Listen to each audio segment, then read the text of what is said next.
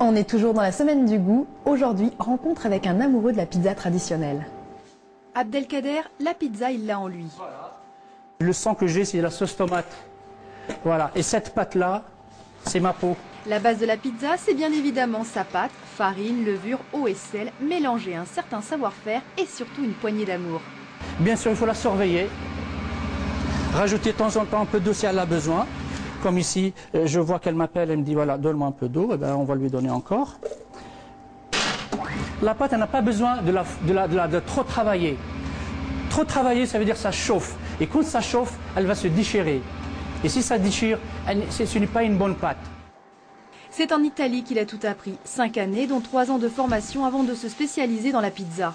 Il a choisi Grenoble pour exercer son métier de pizzaiolo, plus qu'une profession, une passion. Vous voyez, on fait ça, c'est pas avec le rouleau.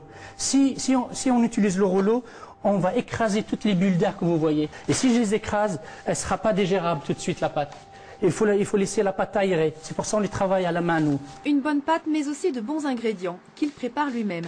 La pizza n'a guère de secret pour lui, l'origine de la margarita, toutes sortes d'histoires fort lointaines, jusqu'à sa qualité nutritive.